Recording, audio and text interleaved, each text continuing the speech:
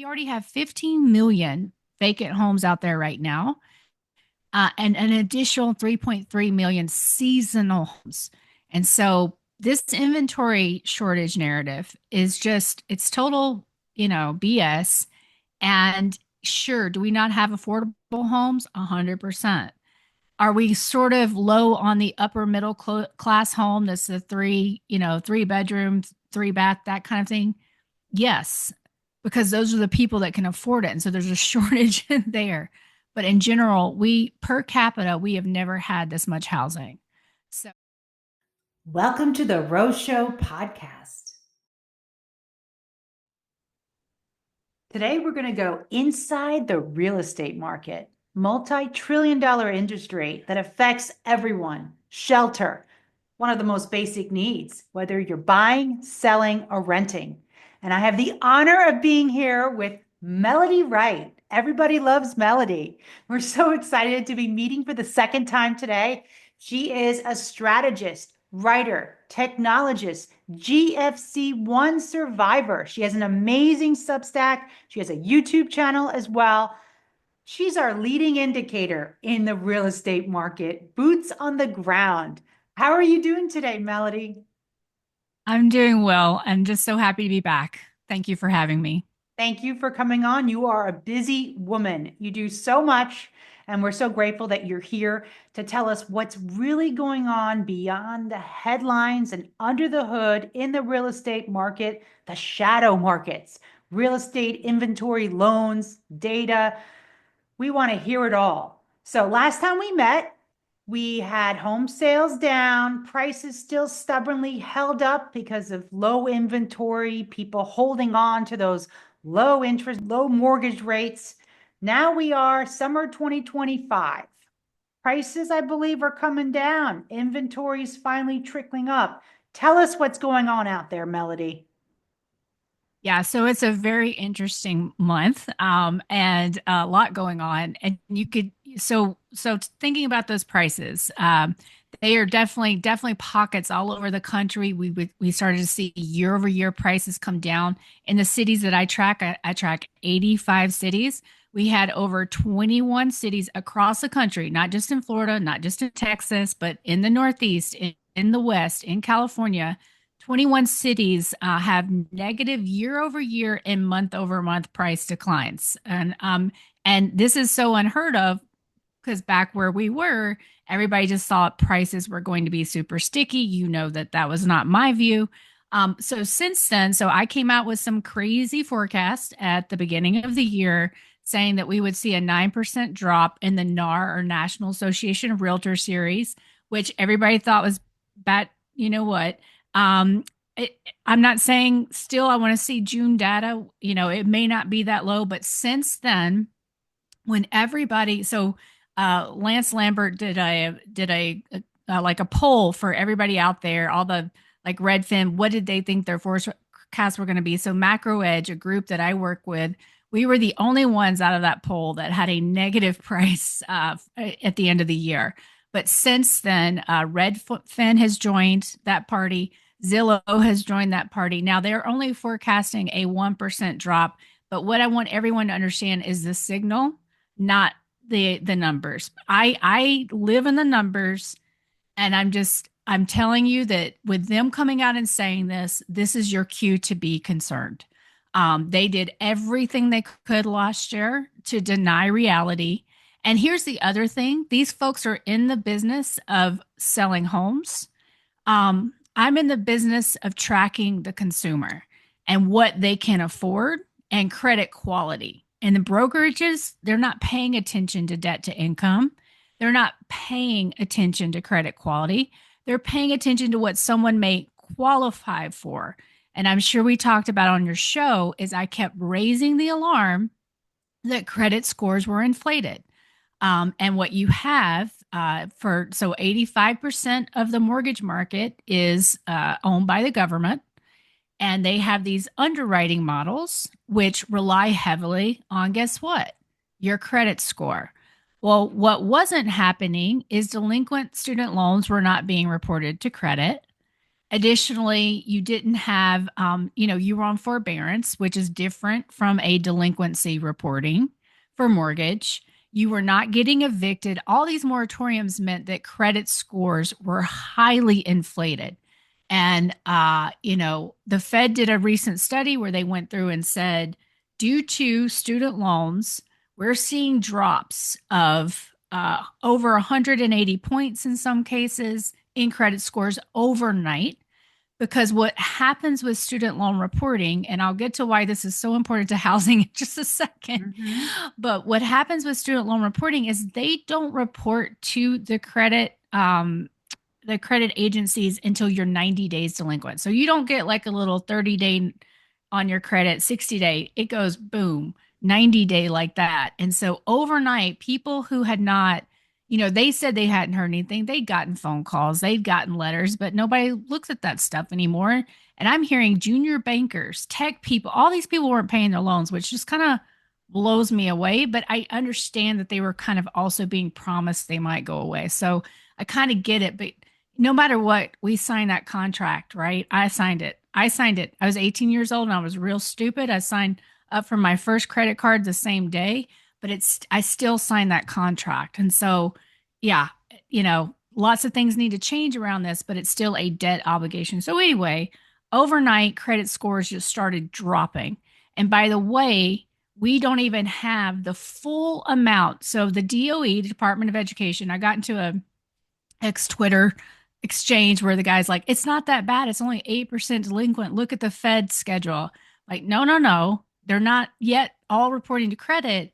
The Department of Education has a study. There's a 20% delinquency on these things. And by the way, 4.5 million people are in payment plans right now through either Paye, or Save, where they're not paying anything. Not a dollar, not a dime, not a dime, which once, if the big, beautiful bill gets through, the new repayment plan means millions of borrowers are going to start having to pay like $600 a month. And you know well that our GDP is 70% consumption. So when millions of people can't spend $600 in the economy, it's just a huge sucking sound. What else happened? On May 1st, Affirm reporting to credit. Affirm is a big buy now, pay later that everybody's been using, stacking these things up, meaning you have more than one. So you want to buy that pair of shoes, then you go to the grocery store, then you do, so you're stacking them up. Well, these are going to impact your credit significantly as well because people are going to look and say, why do you need 5 loans for $25 in groceries? You clearly are not someone that we need to be extending credit to. We won't even see that show up in Fed like numbers until after Q2. So the consumer, and this is what I've been talking about for years. You had inflation on just your everyday items. You had increases in property tax. You had increases in insurance due to all of these events all over the country, not just on the coast. The Midwest was just Missouri. They were just Kentucky, with this huge swath of tornadoes and floods. And so it's all over the country. It's not just on the coast that insurance is rising or people are being dropped. And then replacement costs. And then you tack on that with appraisals were inflated. And Fannie Mae, which is one of the big mortgage entities out there, had told us they'd looked at 7 million comparables, 7 million sales, and 55% of them did not properly list seller concessions, inflating values. And so you have a whole country out there looking at their Zestimate, thinking they're $250,000 richer than they are, and they don't have that money in the bank. They just go out, they do some buy now, pay later, they use their credit cards because they know if it hits the fan, or they think they know, they can sell their home. But that's not what's happening because what you're starting to see is people are trying to sell and people simply cannot qualify. And the Fed came out in February and said for mortgage refinances, there was a 41.8% rejection rate, highest since they've been tracking in 2013. And the month before, it was like 27%. So suddenly the doors of credit are being closed across the system, and all these people that qualified because they could make a payment at the time, and you weren't looking at their debt to income, now don't have anywhere to go. And so they're going to have to start making hard choices. Am I going to pay my credit card? Am I going to pay my auto loan? Am I going to pay my mortgage? Am I going to pay my student loan? Because they're going to come and garnish my wages theoretically. Like, and so lots of hard choices out there are having to be made. Meanwhile, you've got sellers on the other side of it kind of going, what's happening? What's happening? Because, they thought they could quickly come to market anytime they needed to. And unfortunately, this, I'm sure I said it the last time we talked. I told people just list your home, because even in those very wealthy areas, you would be surprised by how much leverage there is. So, all that is to say, Zillow and Redfin can say what they want about home prices. They're not looking the way that I look at credit quality as someone who started in 2006 looking at that when things looked okay, except for the subprime book. And subprime was only about 12% of our book. Things looked okay. Loan to value looked okay for prime. We were like, prime's going to be fine. And then you just saw prime just degrade. At the same time, home prices were coming down. So what happens to all that equity? Well, by the way, none of that, we don't have an understanding of how much equity is out there, because unfortunately, there's things that happen around these sales that Fannie and Freddie do to hedge funds. Those loans go off into the netherworld and never get reported to credit. And so the Fed they get their information from Experian. And so they don't understand the true picture of the households right now. They think there's a lot more equity out there than there really is. And there's just pockets, which I can talk about, that they're missing. But that was a whole bunch that I said. I can get to what happened in April in terms of sales, but I just want to stop and see if there's any thread you want to pull on from what I've said there. You've mentioned a lot, and it just sounds like a house of cards. And this delinquencies, defaults, back payments, being in arrears, and the student loans, the data lags, the lack of reporting. It seems that it's all coming to a head, and it's like a slow moving train wreck.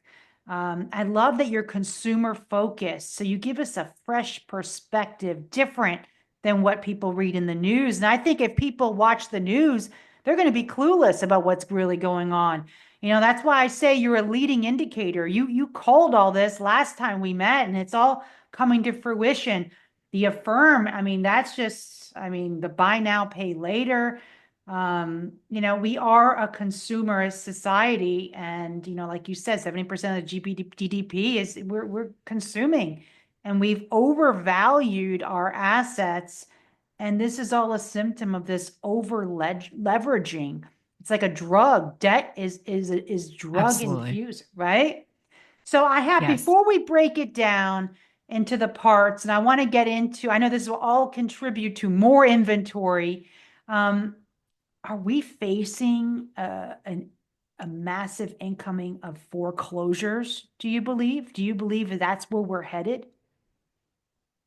So, I wouldn't have believed it until the administration came out through the work of Daniel D. Martino Booth, John Comiskey, Wonderful. myself on the FHA ridiculous loss mitigation program out there that was being used for fraud. People would buy a home and never pay their loan, like never. And they would go back and back and back. And so you could see that this was being used for fraud. So we went out there. Danielle wrote a open letter to Scott Turner, and they shut that program down. And when they did that, that was the first time that I started to believe they would let foreclosures happen. And so is it a wave? Well, it depends on, what we're going to get likely, into the fall is going to be steadily increasing, nothing too crazy, but steadily numbers going up, which is why Black Knight came out for the first time. They should have said this 6 months ago. Foreclosures are on the rise. They had already been on the rise, but whatever. And so we'll see a tiny uptick here into the fall, because June is typically when you start to see delinquency rise again. It's seasonal because you get those tax refunds, you get that bonus payout in March. So typically you get really uber delinquent into December with Christmas. Everybody's trying to figure out, do I buy Christmas? What do I do? Then they get their tax refund, their bonus payment, and that gets them all the way up to June usually. And then that's when you get 30 plus day delinquencies increasing. Now, what's fascinating to me is that in March and April, we saw delinquency tick up.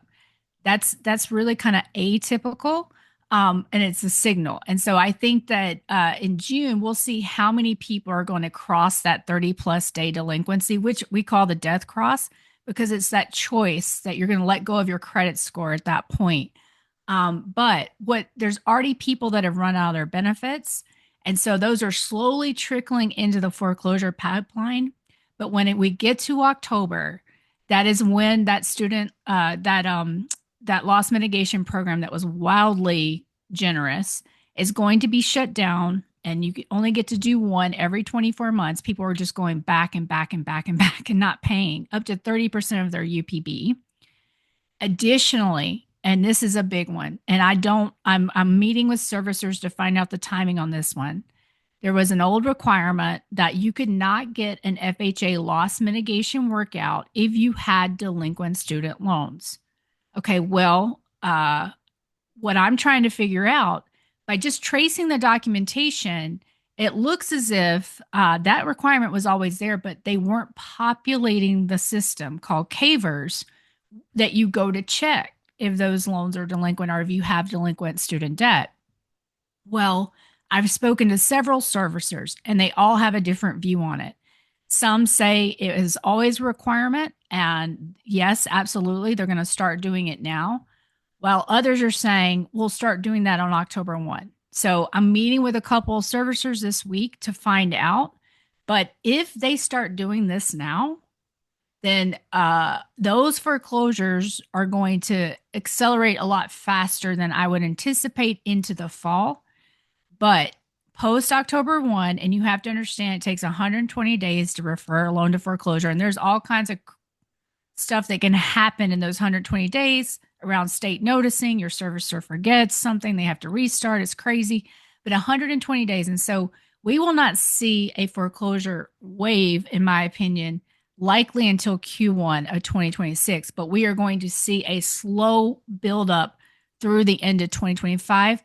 But we don't need them, because what I'm seeing right now is you get that. And I honestly didn't really think they'd happen. And I think when it gets bad enough, there'll probably be some intervention, even though this administration has signaled they are not doing that, but things can change when people get desperate enough, right? And the Absolutely. AGs and the states can actually, they can step in. But here's the thing right now, what I'm already seeing is people get that default notice because the first notice goes out at 45. You're in breach of your contract. If you don't pay, we'll call the loan due and owing. They're coming in. They've been listing their house for a couple of months. That's when they turn around and do the price cuts. And so we don't even need the foreclosures to get into a distress selling situation. And that is last year was motivated selling. You could see it all over the country where people were like, okay, I'm motivated. I'm not distressed. I'm not desperate, but I'm motivated. We are now moving into distress selling. And, on the back half of the year, things could really start to get a little disorderly, depending. And this is when, policy is are things speeding up?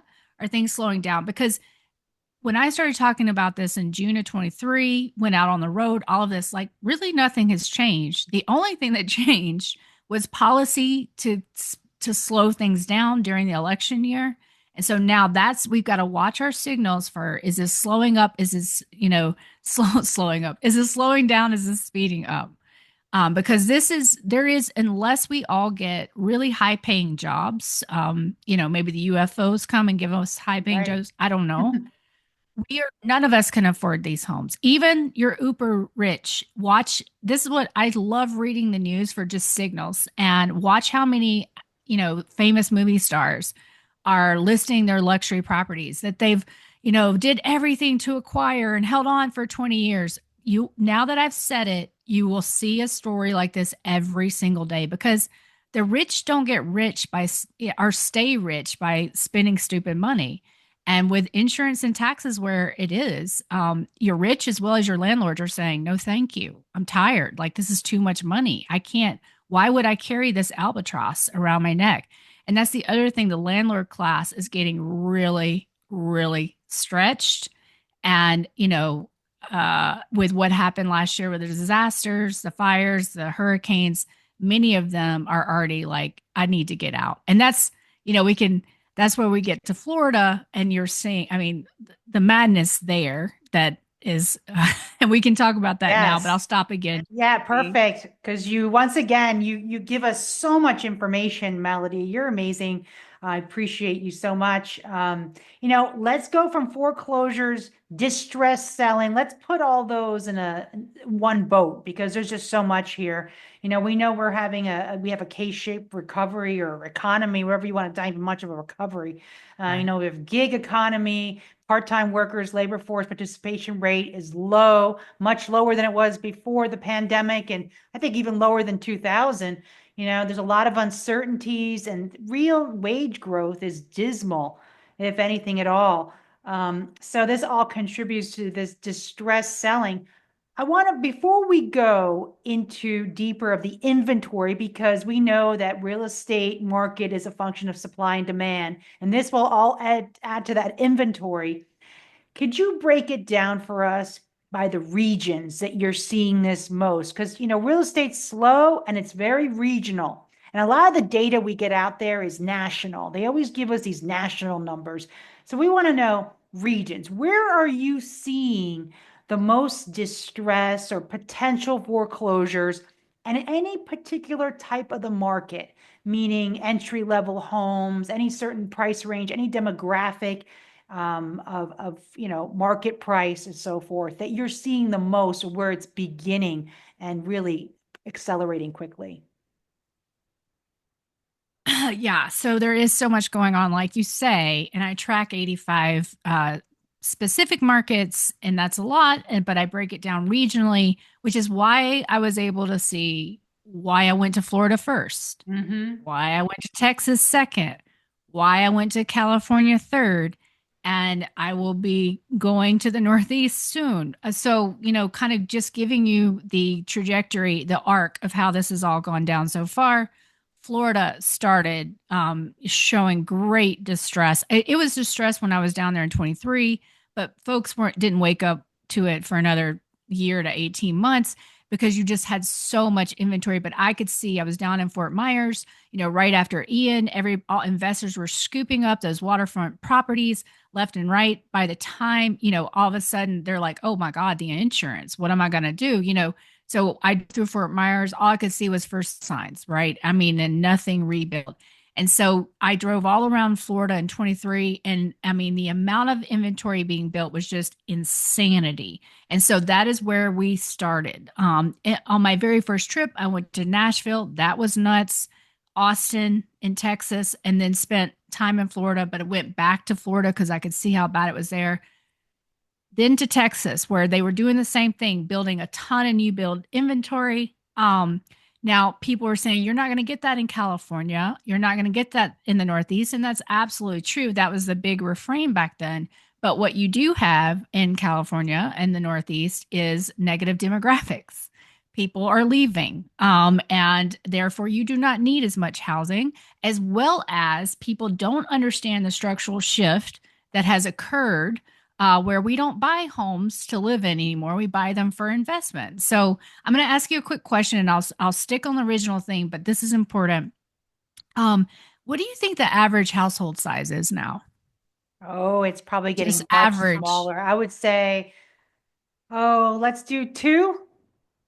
So it's 2.58, Mm. but forever it was basically going down. Like you take somewhere like Boston, it's 2.2 average household size, because we do have all these single person households.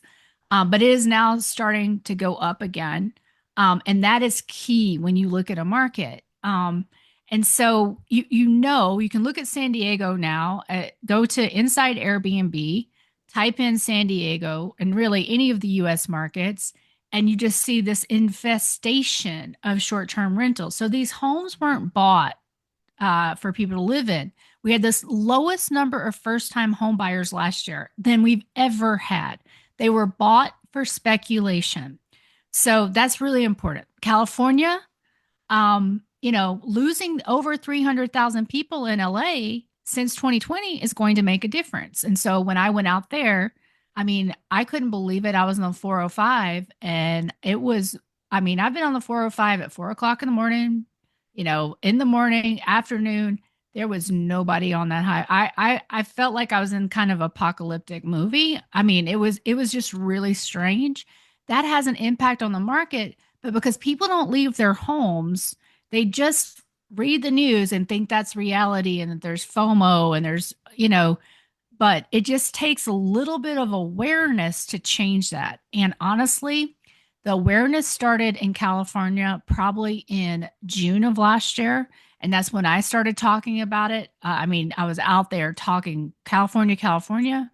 I went out there in March, after the fires, and the fires really escalated awareness because everybody's like, oh, housing boom, it's going to go crazy. 12,000 homes. Yeah, that didn't happen. And right now you have year over year and month over month price declines in Los Angeles and the surrounding areas, which are supposed to get all this activity. And similar situation, people thought they had a cash offer. 2 weeks later, it fell through. So now everybody says, what about the Northeast and the Midwest, Melody? I'll take those one at a time. So the Northeast, their season is not the same as the South. Get started a little later because a lot of the snowbirds are down in Florida having fun till the end of April, Mhm. and also it's cold. It's just cold. Like you don't want to go look at Yeah, homes. I You don't know. want it. So like you take somewhere like Boston, and I know because you live there. I've lived there. You take Boston. Their inventory typically peaks in September. It's May. It's about to be June. But what we started, so the Northeast in my city started leading in that month over month inventory growth about 4 months ago. And it was slow. It's slow. But then it started building and building and building. And so you take somewhere like Boston, which between April and May, they typically see a 12.5% inventory growth rate. They did 25%.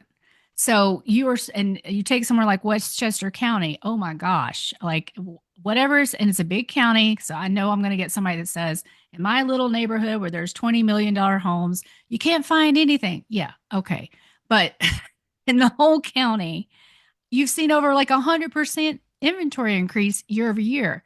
And so the Northeast is starting, its engine is starting, and the inventory is flying onto the market.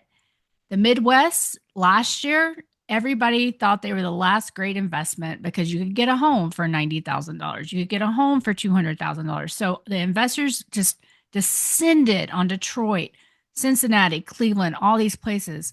That has started. They've now realized, oh, wow, nobody can afford those homes, nor can they afford my rent. So I'm kind of screwed. That is just now starting to build in the Midwest as well. So this is a regional game. It's city specific as well. Um, and so you can't see what's going to happen if all you look is at aggregate numbers, which is what a lot of the industry does. And again, you have to look at the balance sheet, not the income statement, not what they're getting in, but what's on their balance sheet. And that's what they stopped doing in mortgage in 2021 when they changed the law. It was just like, can you afford this payment? We don't care that you've got all these outstanding mortgage loans. I mean, not mortgage loans, but student loans, auto loans, credit cards, this kind of stuff. You may be doing buy now, pay later, hand over fist. We don't know. They didn't care. Can you make the payment based on what you're getting in? The problem is that balance sheet was getting more and more distressed. So regionally, Florida and Texas led the show. California is joining the party. The Northeast will be next, and then likely the Midwest. And then to your point about like what's sitting out there. I mean, it's the only thing moving right now, which we saw. I mean, for people to understand, April existing home sales. So the market is divided between existing homes and new homes. So think about used homes, new homes. Existing homes was the worst April when you look at it non-seasonally adjusted.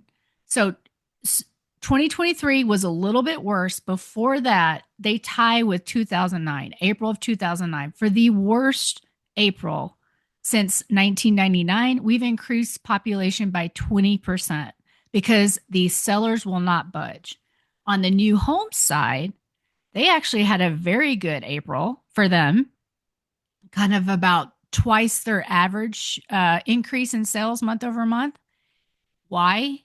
Because they are being uber aggressive on those price cuts. They're giving concessions, but they're also doing price cuts, and they're stealing market share from that 300 to 399K price range in existing home sales. And you can see it. You can see it. It's so clear. And I track these. I mean, I go way under the hood, and it's just so obvious. So what's going to happen is the existing home sellers are probably going to start to hit peak desperation, in Q3. The ones that really need to sell that home because they've had to move, there's a divorce, there's been a death in the family, those types of things. Um, and but going back again to the strata, it's really, but besides being existing and new, you're kind of seeing the most activity right now in the lower tiers with a little bit in the very high tiers. But I think this year is when first time home buyers will start to enter the market a little bit in the second half. But right now, they're not having much luck. Sorry, I was all over the place there, but No, you touched upon some great points. I was going to bring up the new home sales versus the existing, but before we get to that, I want to talk about this, the HELOC being frozen on some people. I know you said that the credit scores take time and they update, and then let's say they had them inflated. These people who own these homes now think, oh, I can always rely on my equity, my HELOC. And these HELOCs are now getting frozen. Is that true? well, I have not specifically heard if that is happening inside yet. I can imagine it has to because a lot of times, so for instance, one of my main clients who had any HELOCs, you have a credit trigger in those. Now, I got to tell you, I think what probably happened is a lot of people took that credit trigger out. So that's we got to but I'm very conservative because of the what's about to happen, and we kept ours in. Like if you get to a certain credit score, then you freeze the loan. I think we're probably in a situation where a lot of people took that out, and this will slowly start to happen, and we'll probably get a news article about it in 3 months, but I think it is already starting to happen. And so people, you're freezing your HELOCs, you're freezing your credit cards. But you got to give this 30 to 45 to 60 days because Yes. it takes so long for those credit scores to really show up, and then for a bank to act, bring it to risk committee, like all that kind of stuff. Yes, slow moving. But, contrary to the narratives of low inventory, it seems new construction has led to an oversupply in certain markets, with many homes remaining unsold. So that's another thing. Correct. And then we have the built to rent. I know you were talking about it. I've read about it recently, how this is this new big thing because of people lacking the affordability to buy homes. And I think Phoenix is the top market. Tell us about this and how this impacts the sale of homes. It's just so funny because I have to go back, and it's, you know, in builder world, build to rent caught on fire at the end of 22 because everybody's looking around. They could see the writing on the wall because no matter what the press wants to tell you, we were headed for a correction at the end of 22. You get, BTFP, the saving of the banks. You also get everybody excited about NVIDIA, and people kind of forget what's happening. And they talk a lot about a narrative, but that's not really what was happening in the housing market.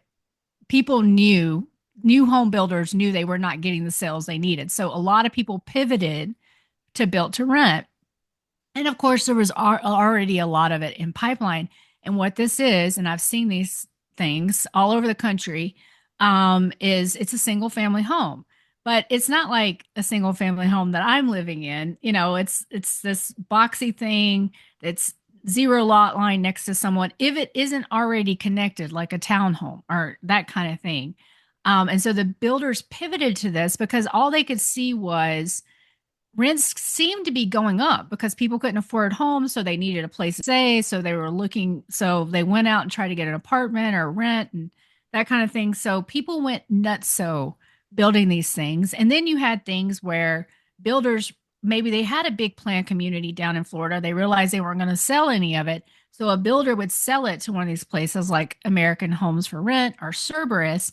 And so you feel terrible for the lone homeowner in there that said, "Oh, yay, I'm going to be surrounded by new families. My kids are going to have these." And then all of a sudden, it's turned into rental. And it's a whole, I grew up in single family rental. I don't have anything against it, but it's just a whole different dynamic at that point. And I've seen some of these build to rent that were built 6 months ago that look, and I'm so sorry to say this, but I mean, they are in a serious state of disrepair because the quality was already bad. So you had the builders pivot to this, but this is also going to blow up because you had the most multifamily in progress that we've had since the 70s, and we don't have the demographics to support it. So at the same time, new home builders were building like crazy. They were building homes for sale. They were building homes to rent. Multifamily builders were going nuts. And most of it was luxury because, again, they thought everybody was rich. That's right. Yeah, it's always that, it goes down to the basic economic cycles of booms and busts. And, people get carried away. You can go back to the tulip example, in the Netherlands. Correct. And, it's like people think it's always going to keep going up. You're always going to have that equity. You're always going to be able to refi or get some money out. But at some point, the music stops. And it's unfortunate for people. Um, but yeah, that's how it always ends up, 2008, 2009, and here we are now. Melody, I have to ask you, um, do you think this time around it could be similar magnitude to the 2008, 2009? How would you compare what you're seeing occurring now to the GFC one? So I think we just never finished that. I think that Wall Street came up and bought the inventory and then rented it out. But prices, and this is going to sound crazy to people, but prices never really normalized because if you go back in history before Greenspan, you can look at home prices and median income. You can look at the median home price, median income, and it all makes sense. And home prices just go like this. As same with autos, same because, Ford made sure that the people that worked at his plant could afford his car. I recently wrote that essentially an auto worker back then could afford 2.5 cars a year. If they had no other expenses, they now can't even afford one based on their median wage. And so you look at a chart, which I put this together where you look at median household median income since way back in the 60s, and then your median home price, either for your existing home or your new homes. And we are so out of balance. We're way more out of balance than the GFC. And so we have to get back to a place where the investment is scrubbed out of the system and we start looking at shelter as shelter again. And the other thing is, if people wanted the housing as casino party to keep going, it's simply not. Look at Japan and all of their vacant homes because our demographics don't support it. The only are the majority of our growth last year from a demographic perspective was immigration. However you feel about that, that was it. That is how we had any population growth, and that was about 1%. And so we know Harvard came out in January and said between 2025 and 2035, we're going to lose 15.6 million boomers. Between 2035 and 2050, we're going to lose 24 million. So they are the majority household owners. And I'm dealing with situations right now with a ton of heirs who one of the heirs got over their skis, got a POA, and went out and took out too much leverage. And now, they're fighting over this situation, but this is going to happen more and more. We already have 15 million vacant homes out there right now, and an additional 3.3 million seasonal homes. And so this inventory shortage narrative is just, it's total, BS. And sure, do we not have affordable homes? 100%.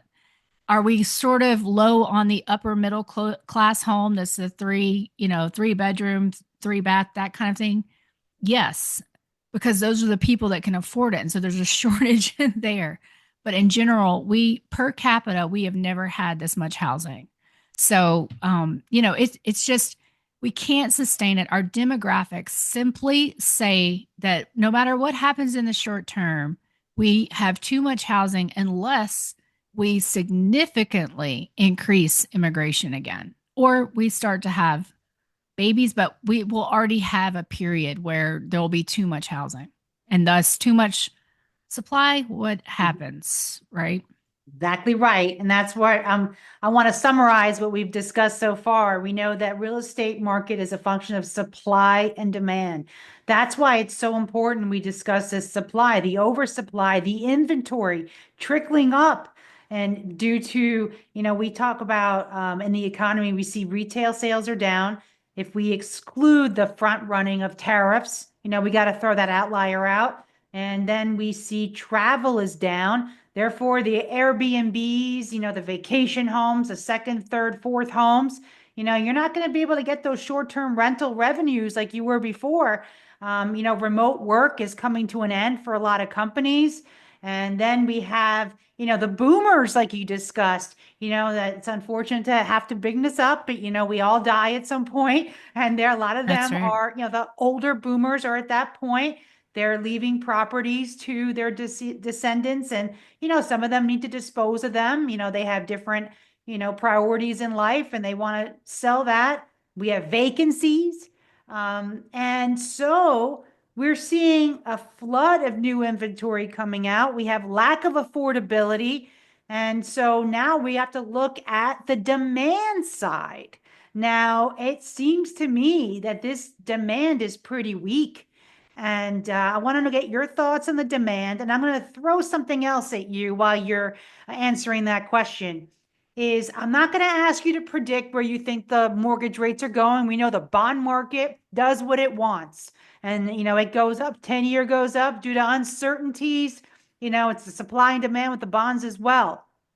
But what I want to ask you is, if the long end comes down, and let's say we see, the mortgage rates come down, can that be enough to boost this demand to help balance this out? Or nothing can stop this and it's inevitable where we're headed? All right. Awesome. So, you know, so with the bond market, if I could start with the bond market Please question take and your start, time. okay. So with the bond market question, you know, this, this, these rates, right, right now, so foreign buyers had already stepped back somewhat. And there is just so much happening that I don't see them stepping in significantly in a way that would get the long end of the curve down the way that you would need, because it would have to go very low, as low as when they were buying mortgage-backed securities, to really get to a point where you would have a significant refinance boom, which is what the mortgage market really needs, because the mortgage market is not about purchase. I mean, it's just about refinance. And so that is very unlikely to happen. And so, just to reemphasize here, it's not going to be Jay Powell does not control mortgage rates. And that Mhm. became abundantly clear last September when he lowered rates and the bond market said, I don't think so. And that is where we have been. And every time we start to see those rates go lower, every single time they're doing it right now. I mean, we've been recording, but we saw a little rally yesterday in the 10-year, and it's now back up to 4 or 5 again. Things Mhm. could be, changing as we speak. But that's where we are. And so it is very unlikely to me that we're going to see um, very low rates. If we get some sort of credit event, if something happens, we could see a flight to safety into bonds. But we are not going to get low enough to impact the mortgage market the way that it needs to really restart the housing engine. We have to correct the balance sheets of the consumer. That and the way that we can do that is by giving them a job to pay their debts off. Okay, so let's get to the demand side of the question. I'm a little unique out there. Again, I'm in the weeds, and I'm a believer in a bottoms up forecast, not top down. And I saw the strength in December when we did get rates coming down, and I was like, there's a cohort out there that needs to move. They need to sell these homes, and they were motivated last year, but weren't getting any bites. But with the election hopium and rate hopium, right? I mean, we had so much rate hopium last year, like every month, oh, they're going to, drop rates, blah, blah, blah. Yeah. Like, I mean, the headlines, my mortgage clients could not hear it. I would talk, there was nothing. I mean, they couldn't hear anything. Now I'm having to have really tough conversations with them because they weren't hearing it because they were just watching the headlines about Powell, Powell, Powell. Well, guess what, guys? If you didn't even know he existed, it wouldn't have made a difference last year. It didn't make a difference the year before. So you don't have to obsess about him if you're watching the mortgage market. And so the demand, there is what I would call those borrowers that I'm not borrowers, but those owners that have to sell for death, divorce, default. The Yeah. DOD moves people every year. They're getting called back to work. And for a little while, it could be, hey, I can carry this mortgage and I can go buy a new home. But soon that's like, oh, I just got my escrow notice. I've got to pay an extra $500 a month on this mortgage where I'm not even living in the house. I'm trying to rent it out. Maybe I do rent it, but all of a sudden I'm still not breaking even. And by the way, my tenant just dying. I mean, so there is demand out there that use 2024 is like it was an uncomfortable pause button. If I can just make it through 24, if I can just make it through 24. Well, the election has happened. All of that excitement is gone. Rate cut hopium has been, tempered. And so you've got people that just have to move no matter what. And I don't mean just like physically move, they have to move in the market. They have to sell either because of distress, default, death. And so I do think there is demand out there. It's not a lot of demand. I think we're going to see sales like not even a couple percentage points higher this year, which right now people are like, are you a crazy person? I think the desperation is going to accelerate. Price cuts will accelerate. And so you'll actually get higher sales. But there's a tiny, tiny, tiny bit of demand from the people that do have good paying jobs that have been on the sidelines, or they need to make some sort of decision and they've been holding off. It's not a ton. And most folks are too distressed to participate in the market. So I do think we'll end the year very similar to last year, which is really, really sad demand, but slightly higher. I hope that made sense. Yeah, absolutely. So let's talk about prices and a different from the consumer's view. Um, I know everyone's looking for better deals, or people are looking to be able to buy their first home, or maybe, upgrade or just, maybe buy. And I know second homes are down right now. People aren't buying their vacation homes. But let's say someone's looking to buy a home. Price wise, what do you anticipate may be a peak best deal on buying homes for a buyer? Would it be internet? We know real estate's slow. Would it be 2026 or maybe later on if someone's looking to buy a home? So region where you are is going to matter a lot. And that's why I really encourage, even my Substack in the free version, I put a lot of data because this is very mission oriented for me. So it's going to matter where you are, but what I'm trying to teach people is what to look for. But there are places where you could get the right deal for you. Even now, like, but it has to be the right deal for you. And what does that mean? Like, can you afford for home prices to go down 20 to 50%? in over the next 5 years, right? Are you planning to be in this market for 10 years? Is this only about shelter for you? And the schools and where you want your kids. I mean, what is this all about? But in terms of so it's very different to me. Can I get a deal now? Is a question about your specific circumstances. But what I will tell you, if you don't have 20% to put down, do not take out a mortgage. If you don't have a year of reserves, do not take out a mortgage. I don't care that you have two high paying jobs. I cannot tell you how many people I've talked to in the last 6 months where they suddenly lost their job.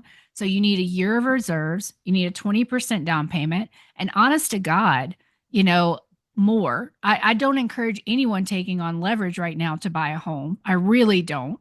But if you don't have a year of reserves and you don't have a 20% down payment, don't do it. Um, but if you have all cash and you're like, your whole world has been about owning this home and you are just, and you know that prices could go down 20, 50%, but if this is about what you want, I mean, that's a whole different story, but still try to get a deal. Like, you've got to understand that all over the country in places you thought would never see demand issues, it's starting to happen. I talked to LA when I was out there. I mean, this is happening and it's accelerating. So understand the market has changed. Now, when will we bottom on this cycle? I'm not exactly sure. And, I don't want to call out more than a year or two from now, but it will not be this year unless we come down as quickly as we went up. And so it could be, 5 years. And it could be, and what I want everyone to take out of their equation is home price appreciation. If Mhm. we get to a normalized market where you can afford that home, it will likely not appreciate, not the way that it has since the 80s. It'll look like it did in the time period after the war up to the 80s because your house is shelter. And I think where we are today, could it be in the future that looking at homes as investments right now with the way property taxes and insurance are spiraling out of control? I don't know how that math works. So, but sorry, hopefully that's helpful. I love it. That's what we love about you, Melody, is your honesty and you report exactly as you see, but you also package it with very wise and highly ethical advice. And I think that, that helps people that, don't delay on living your life. If you're looking, you're married, getting married and want to have kids and you want to live in a certain neighborhood, you shouldn't let what's going on affect you. And if you can afford it, and not worry and not use your house as a cash cow to look Right, to make a lot of money, and but use it as the basic shelter that it is, and having a right. happy, balanced life. There just seems to be a mismatch between elevated home prices, declining affordability. You also have these, high mortgage rates, and wages are pretty stagnant. So you have this cocktail of just, hardship for people. And so, but we appreciate those words. Another thing I want to ask you about that's concerning a lot of people, there's a lot of talk, is about BlackRock. And they talk about these corporations absorbing this supply of housing. And they always use this expression, and you will own nothing.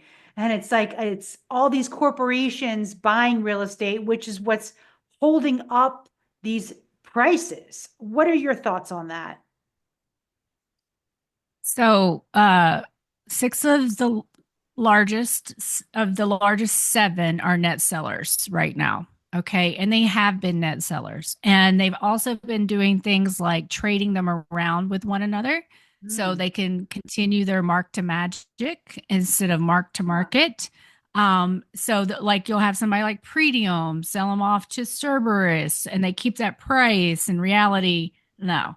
And so they kind of keep it in the family, but now they're becoming net sellers in places like San Antonio, Atlanta, where they have large presence because the media, guys, this was a big election narrative, I'm not a fan. I was there when Wall Street came in and bought up those houses, and I am not a fan. Don't like it. So take this, what I'm saying to you, that There are certain markets where this is really important, like Atlanta, where 30% of all long-term rental there is owned by these institutionals, San Antonio. But this is not all over the country, and they have to make money. Okay. And right now they're not making money. And what they're doing instead is they're slashing prices in a home near you, which is going to impact your comps. And so I BlackRock private equity. I was speaking with someone who was down at the Atlanta Fed conference last week. They're all freaking out about private credit because what you have is all these private entities like BlackRock, Blackstone, Apollo, giving out money to these fintechs that are lending non-traditionally.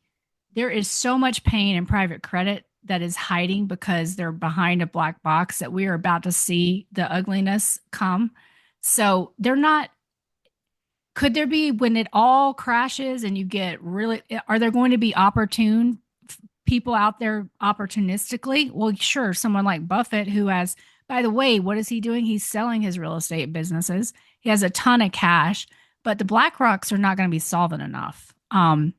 Could the government, because really BlackRock is kind of like a public-private partnership, because could the government come in and try that because there's nothing else that can be done because you have this glut of inventory? That's a possibility. But at this point and for the foreseeable future, they are net sellers. Just like everybody else, they have to make money and they're not making any money in this business right now. Wow. Interesting stuff there. And, history, they say, tends to rhyme. So we know what happened with bailouts in the past, and we throw in the builders in there and the Black Rocks and these big corporations. Melody, do you think that if it really gets bad, we probably see some bailouts again for these corporations? So I think they're going to try something. If I just, there's a lot of anger out there. There's a lot of anger because people can't get shelter. And there was a lot of anger over the bailouts last time. They barely squashed that, which is why they really tried to be ready with the BTFP and call it not a bailout and all that nonsense. I think you are seeing anger. Think about even, I mean, it's different, but like think about even the Tesla stuff. You're seeing anger at folks and people acting out. Think about the healthcare executive who got shot, Yeah. unfortunately. I think that Trump was elected because he was going to deal with this. I don't care if you like him, you don't like him. The will of the people is put him into office, and the will of the people is they don't like it. And so, honestly, what seemed to happen to me, and again, I'm apolitical. It's one big uniparty, in my opinion, but the Mhm. Democrats did not listen to anybody on the economy, and that is they kept trying to tell everybody it was great, and people could look around and say it's not great. What are you talking about? And Trump got elected because of the economy. He can try to bail out, but there will be a revolt because the will of the people is they're tired of the wealth inequality. They are tired of watching the asset holders get richer and richer while they can't even afford basic necessities.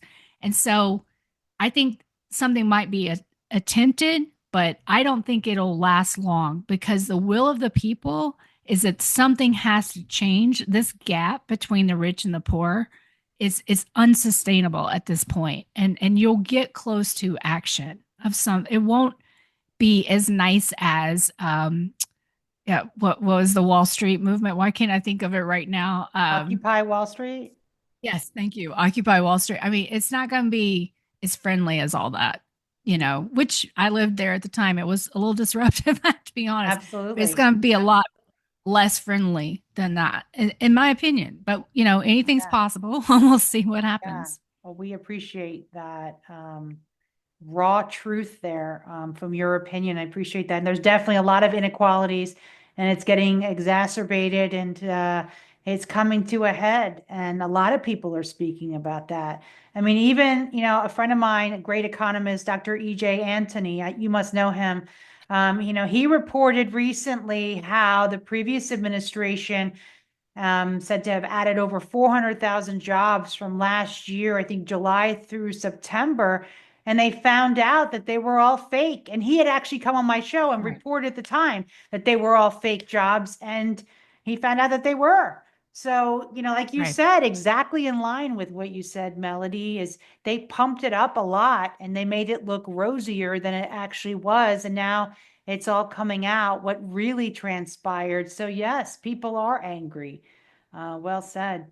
I'd love to do this again. Maybe in 3 months we touch base and get your Sure. update because you are a wealth of information. We appreciate you so much. And, I'm going to end on a positive note. Everybody loves Melody, and that's what we're going to end with love. We appreciate your sharing what you find, boots on the ground. Please tell everyone how they can closely follow you. You have an amazing Substack. Just tell us about it. Yeah. So I don't know if they'll love me after that talk, but you can find my Substack at M3 Melody Substack. You can find me on X Twitter at M3_Melody. And then my YouTube is M3 Melody YouTube as well. And I just want to say thank you so much for having me. It's always such a great conversation. And I'd be, honored to come back in 3 months. Thank you so much. I'm just curious, what does M3 stand for, if anything? So it's so funny you asked me that. It kind of stood for a few things like Melody market like Melody mortgage market update, things like that. And so it's kind of changing. It depends, but it was also kind of a reference to M3 money. But Cool. essentially I'm still finishing that branding. And I'll let you know. I love it. So That's cool. We got to yeah. find out what it meant because I always wondered what it meant. Super smart, Melody. You're like a walking encyclopedia. So much information that you share with us. Thank you so much. I look forward to meeting you again. Thank you so much for having me.